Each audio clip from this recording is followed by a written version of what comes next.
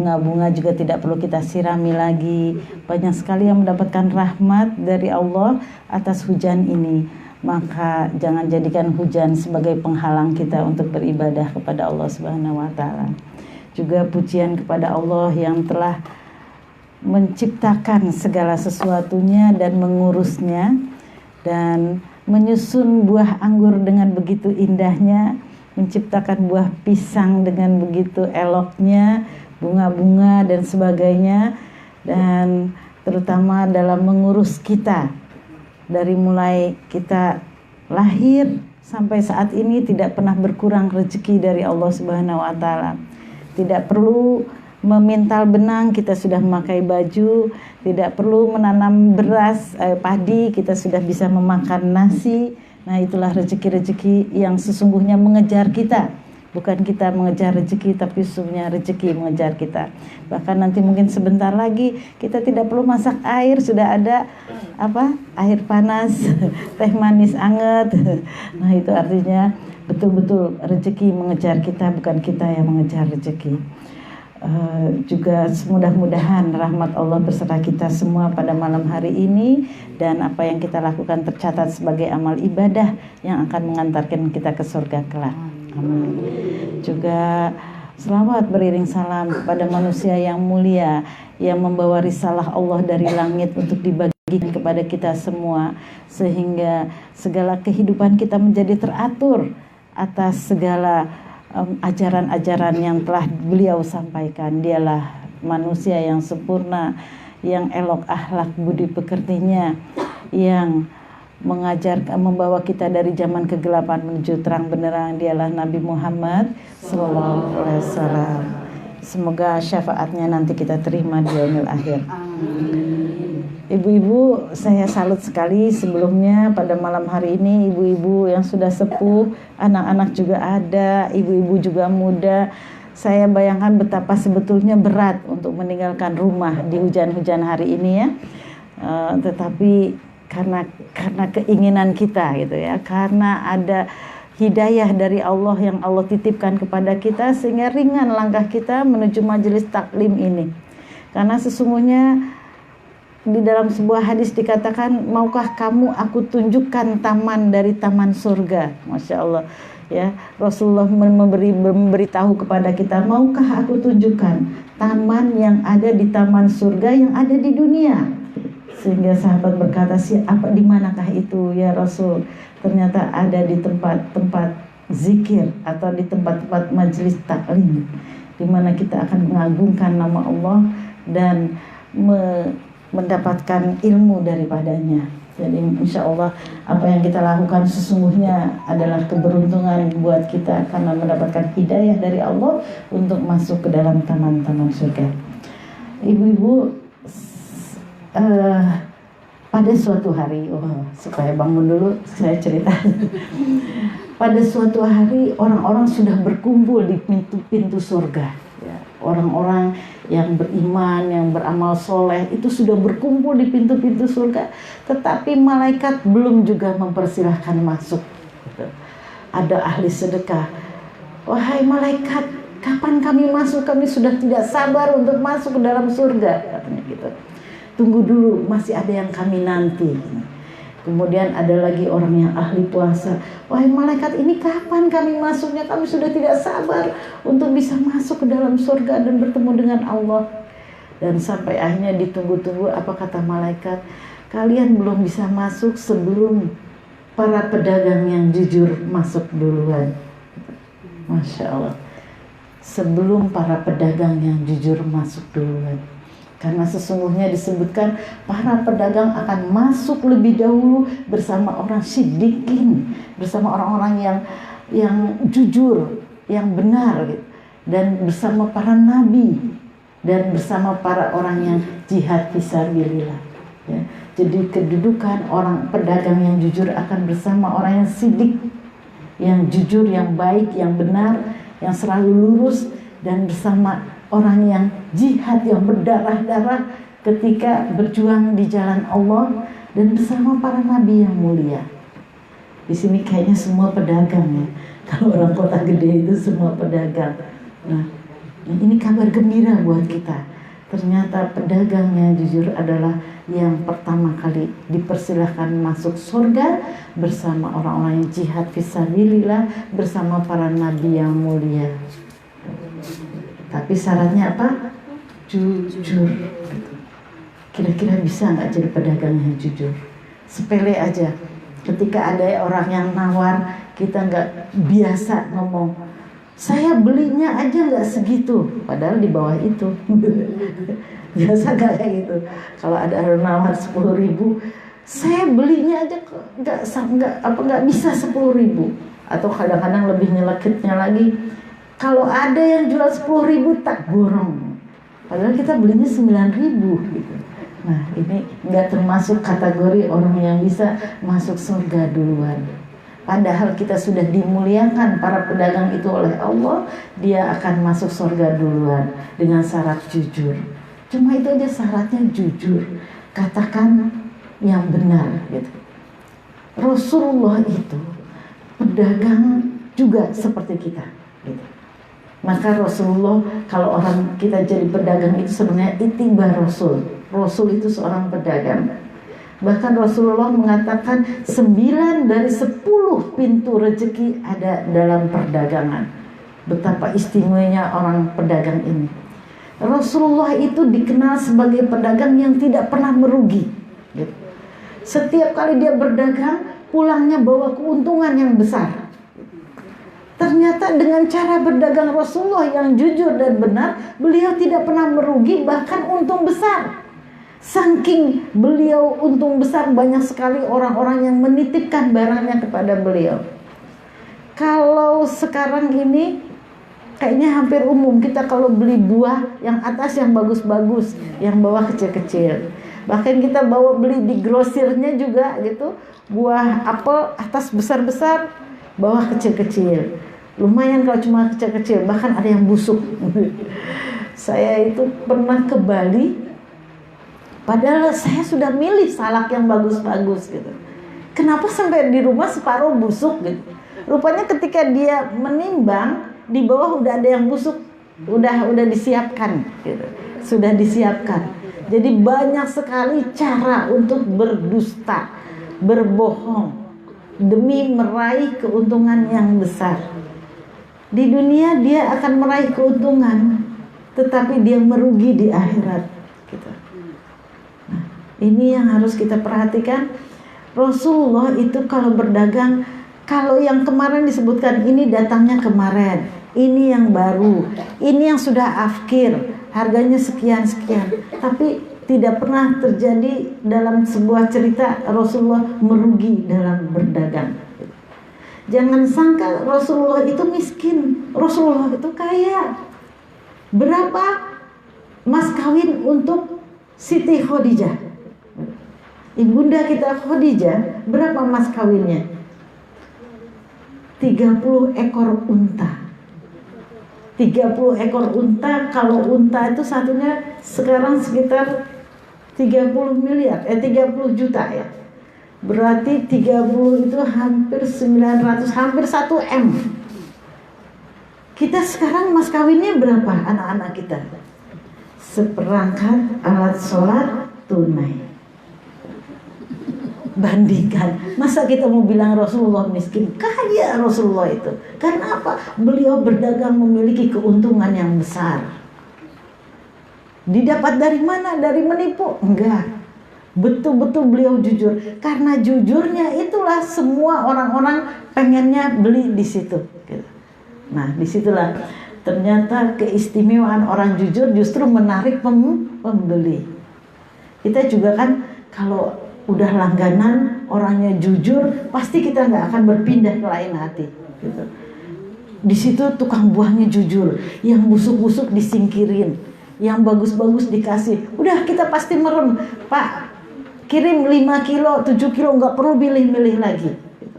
Nah, itu bagaimana menjadi pedagang yang jujur, sehingga bisa mengantarkan ke pintu surga, ke surga duluan yang pertama, sehingga akan menjadi bakalan iri orang-orang.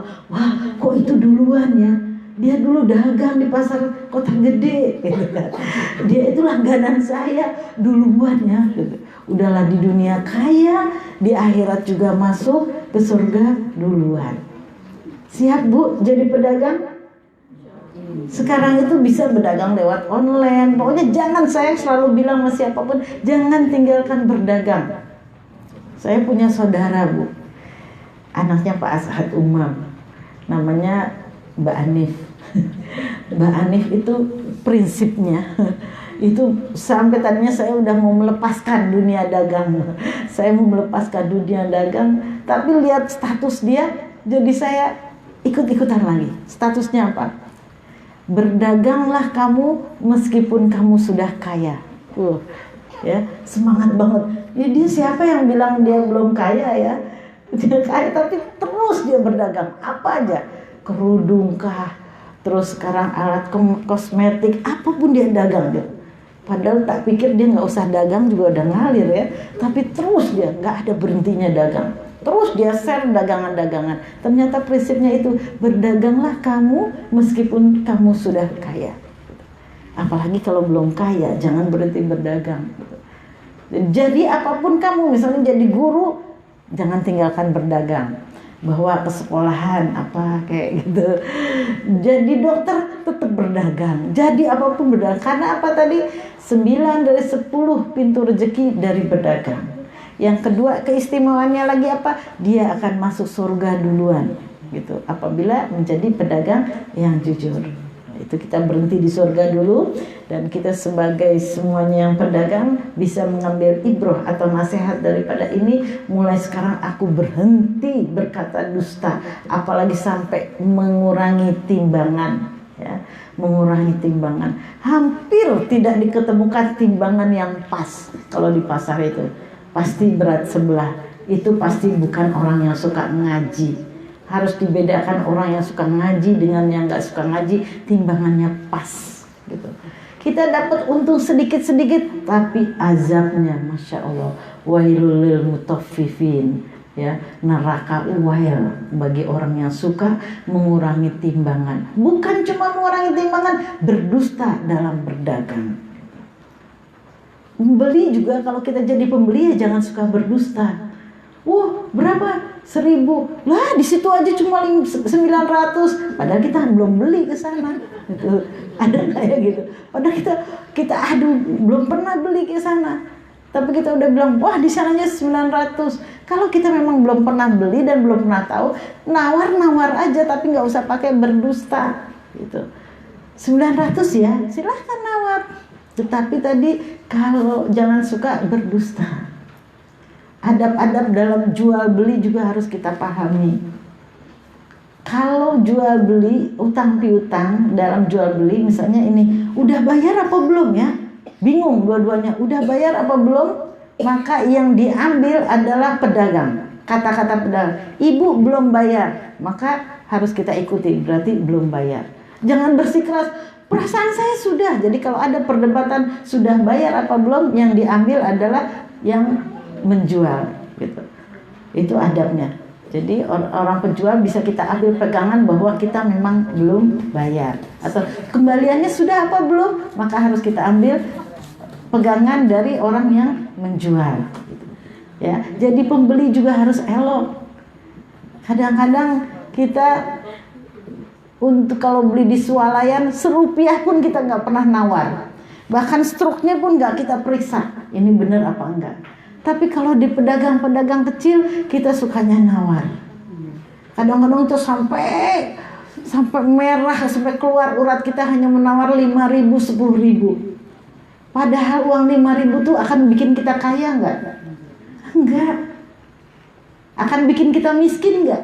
Karena kemahalan 5.000. Enggak. Tapi kalau ternyata kita kemahalan di sana lebih murah, niatkan sedekah. Saya sedekah kepada dia.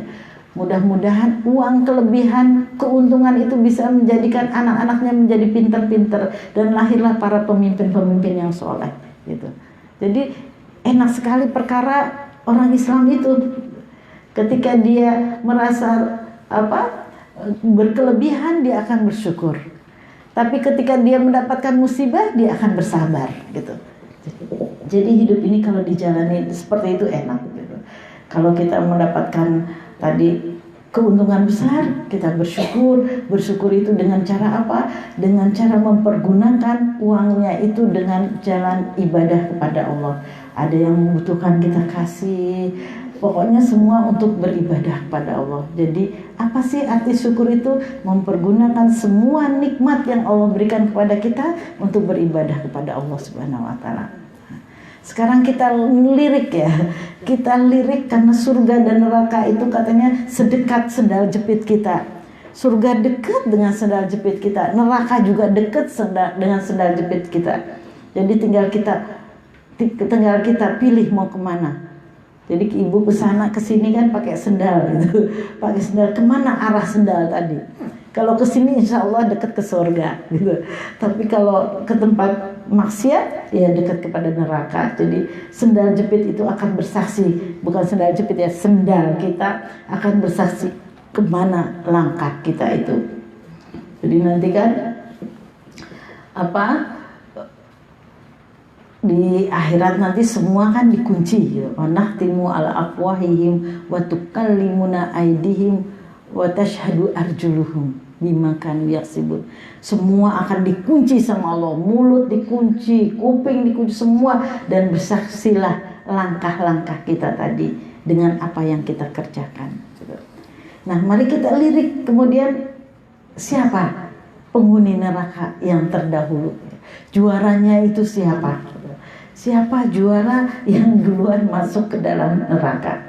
Tadi kalau di surga ternyata para pedagang, mudah-mudahan orang kota gede yang banyak ya. Karena saya lihat orang kota gede itu pedagang semua. Biar ibu-ibu juga.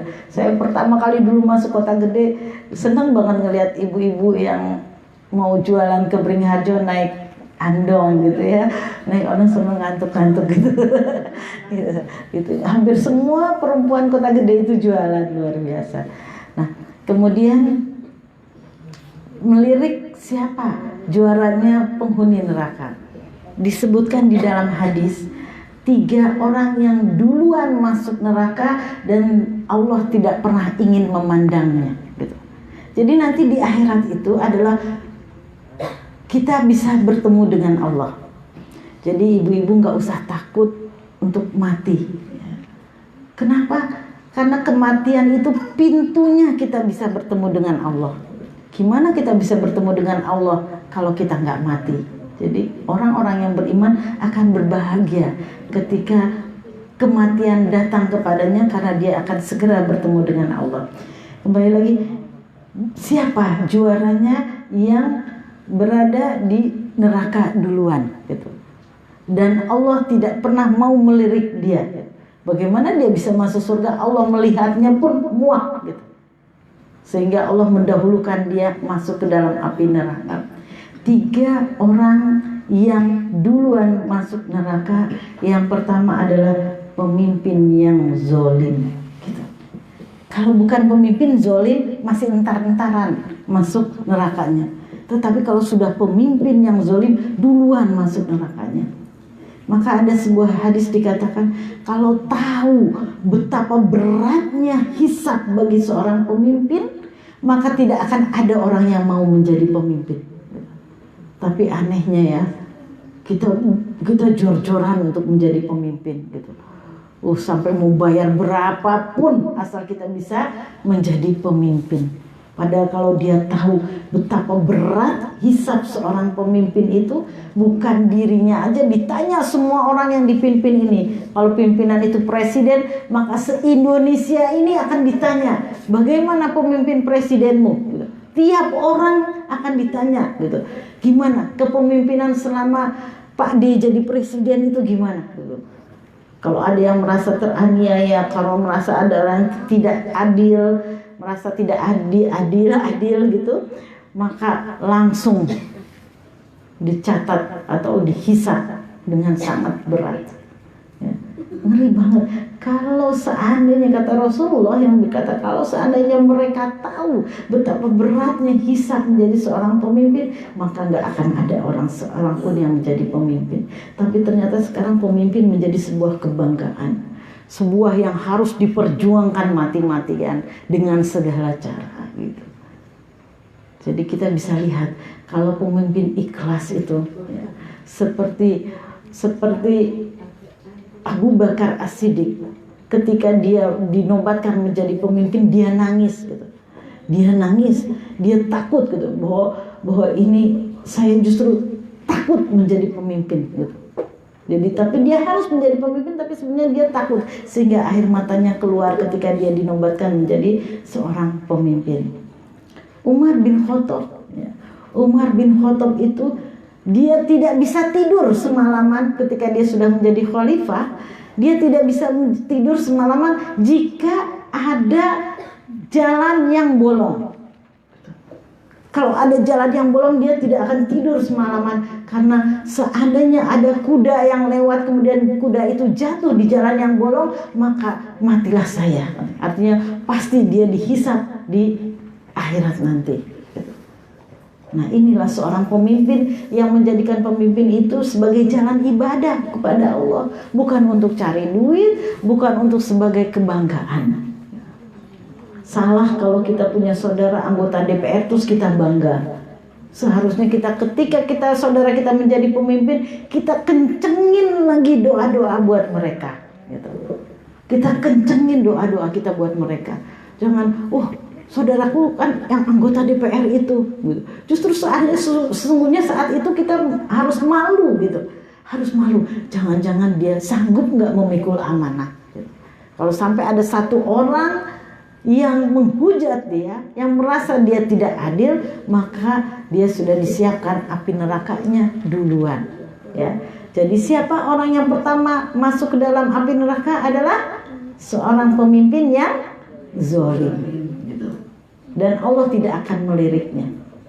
Yang kedua, siapa yang masuk neraka? Ada 3 neraka. Duluan adalah orang tua ya, orang tua yang suka berzina.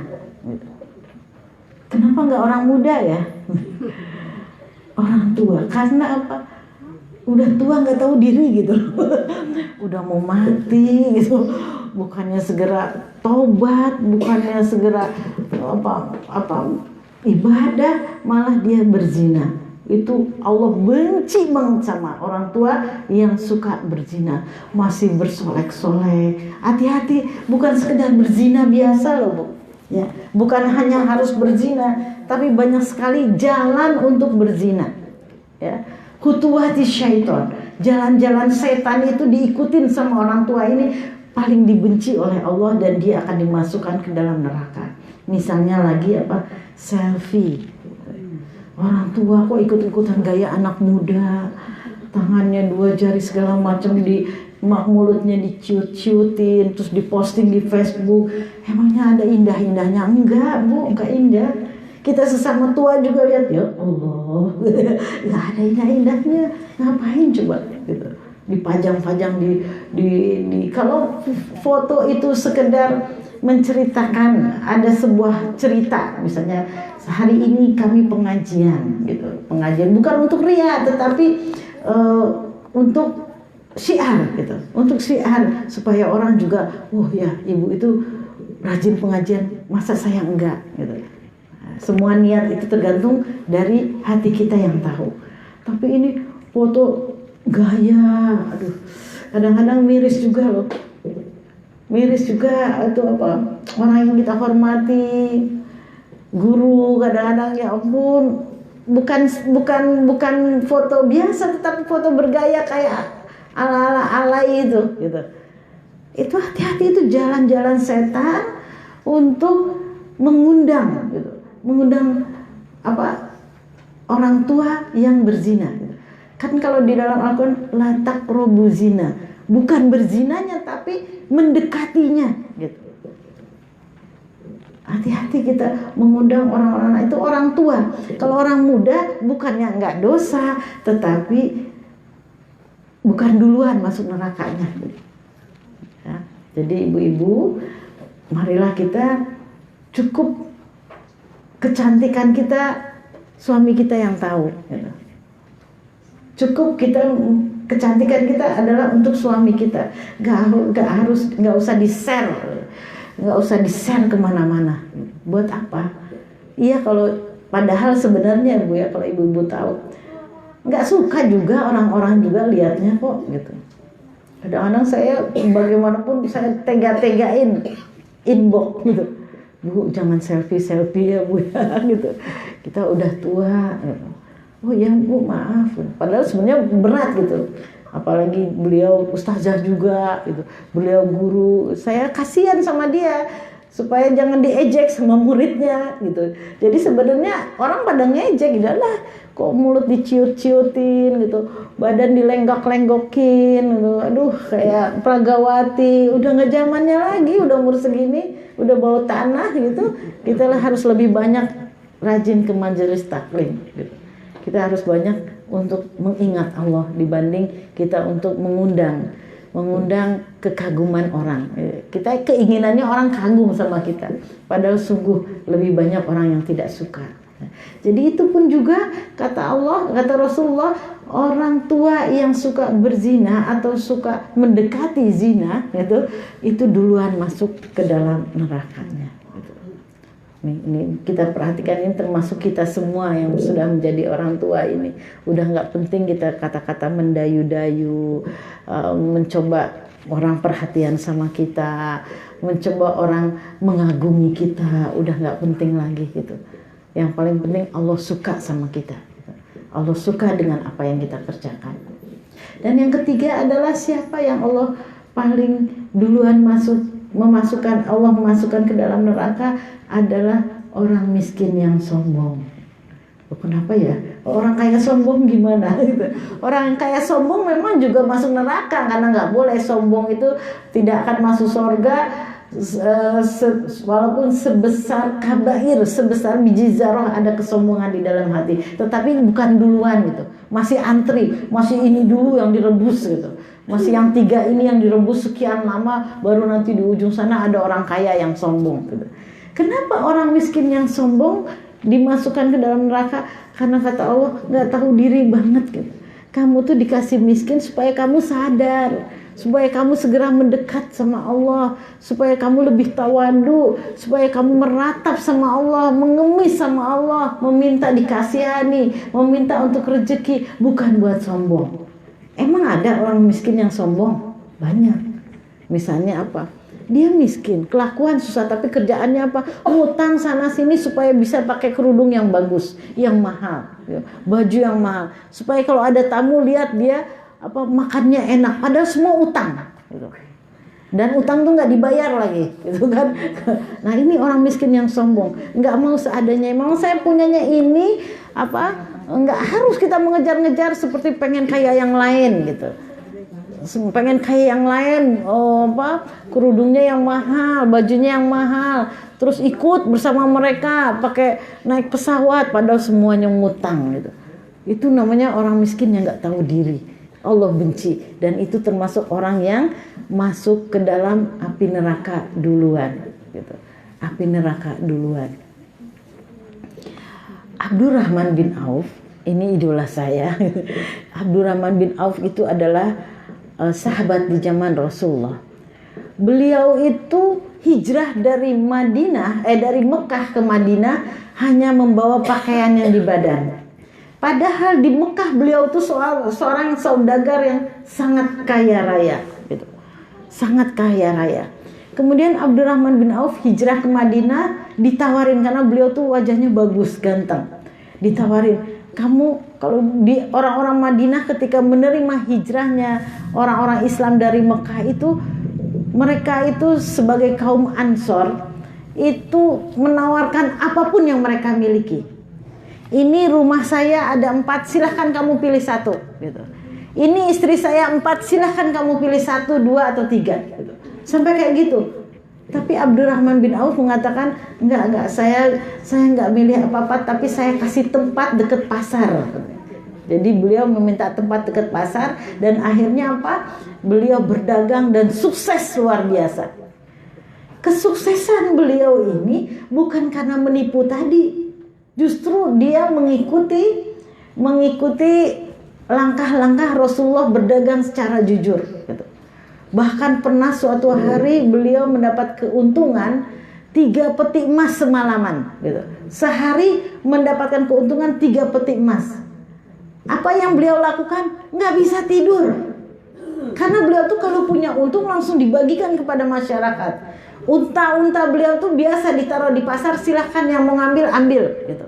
Sehingga dia bilang sama istrinya saya nggak bisa tidur karena saya masih menyimpan 3 peti emas. Sampai istrinya dibujuk, udahlah besok kita bagiin, sekarang tidur aja. Kata Abdurrahman bin Auf, gimana kalau saya mati malam ini? Maka saya akan mempertanggungjawabkan 3 peti emas ini. Nah, dari kejadian ini harus kita ambil ibrohnya adalah jangan sampai kita punya barang-barang yang tidak berguna, yang tidak terpakai. Sekarang ini ada grup gitu, grup menjual barang bekas gitu, sesama. Jadi saking nggak boleh punya barang yang tidak terpakai. Biasanya kita punya baju seragam gitu ya, yang udah lama-lama tapi baru sekali dipakai, 2 kali. Kalau memang kita tidak mau ngasihin ke orang gitu, dijual di grup itu. Pokoknya jangan sampai punya barang-barang yang tidak terpakai gitu.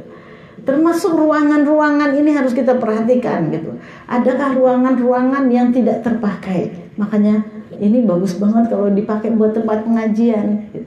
Karena semua tempat, semua barang, semua harta apapun yang kita miliki di dunia akan dimintai pertanggungjawaban. Nah, mungkin tadi udah dapat surat kecil, kayaknya udah waktunya Bu ya. Karena hari sudah malam. Gak apa-apa, kita malam ini sedikit aja. Intinya apa? Bahwa hidup ini menuju jalan kematian. Setiap langkah kita ini, mau kita pulang nanti, adalah jalan kita menuju kematian. Kita nggak tahu apakah kita sampai rumah atau di tengah jalan dicabut nyawanya oleh Allah. Bisa aja, banyak sekali. Bahkan kemarin saya nyoting video karena saya ibu tahu sendiri ya, pekerjaan saya adalah pelangi foto. Jadi waktu nyoting orang nyanyi, entertainment, tahu jatuh mati gitu loh, jatuh mati. Makanya hidup ini betul-betul jalan kita menuju kematian. Kematian tidak menunggu tua, tidak harus sakit, tidak harus kaya. Siapapun bisa. Maka marilah setiap langkah kita harus mengandung unsur ibadah. Gitu.